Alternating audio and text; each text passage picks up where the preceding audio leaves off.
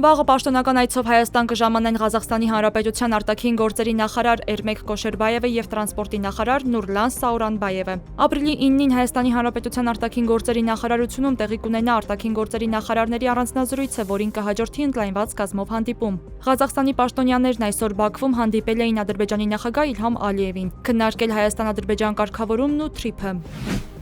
Պետական եկամուտների կոմիտեի նախագահ Էդուարդ Հակոբյանը պնդում է, որ վարչապետ Նիկոլ Փաշինյանից որևէ հրահանգ չի ստացել Սամվել Կարապետյանի բիզնեսներում ստուգումներ անցկացնելու համար։ Հարցին Նիկոլ Փաշինյանն ինչպես կարող է իր ձևակերպմամբ բոմժ դարձնել Սամվել Կարապետյանին, նախարարը չի պատասխանել։ Էդուարդ Հակոբյանը վստահեցրել է, որ իր ղեկավարման ժամանակ երբևէ հրահանգ չի ստացել որևէ բիզնեսում ստուգումներ իրականացնելու։ Նիկոլ Փաշինյանն այսօր հայտարարել էր, թե վախենում է, որ Սամվել Կարապետյանը մինչև տարվա վերջ միլիարդատերից դառնա բոմժ։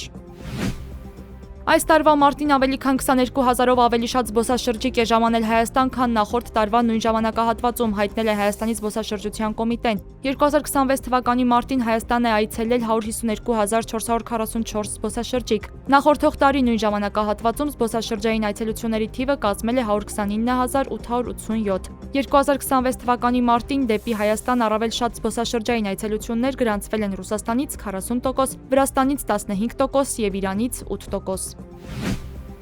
Պրոշյանի կոնյակի գործարանը հայտնել է, որ իր գործունեությունը լիովին համապատասխանում է միջազգային չափանիշներին եւ Հայաստանի օրենսդրությանը, ի պատասխան այն տեղեկությունների, թե Ռուսաստանի Դաշնությունը մտադիր է չեղարկել գործարանի լիցենզիան։ Ընկերությունից պարզաբանել են, որ հրապարակումներում տեղի է ունեցել շփոթ, հայկական արտադրողը նույնականացվել է Ռուսաստանում գործող առանձին ներմուծող ընկերության հետ, մինչդեռ քննարկվող հարցերը վերաբերում են բացառապես վերջինիս գործունեությանը։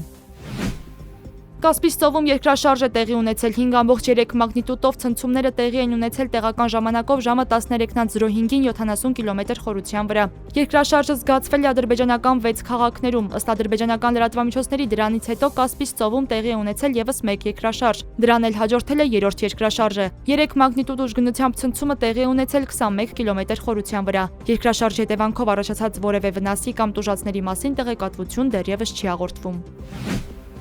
Հորմուզի նեղուցում նավերի ակտիվության նշաններ են ի հայտ գալիս ԱՄՆ Իրան հրադադարի մասին հայտարարությունից հետո, որը ներառում է ռազմավարական ջրային ուղու ժամանակավոր վերաբացումը, գրում է France 24-ը։ Նշվում է, որ տարածաշրջանում մնում են հարյուրավոր նավեր, այդ թվում 426 լցանավեր, 34 հեղուկ գազ փոխադրող եւ 19 հեղուկ բնական գազ փոխադրող նավեր։ Երկշաբաթյա հրադադարի ընթացքում Իրանը եւ Օմանը վճար են գանձելու Հորմուզի նեղուցով անցնող նավերի համար։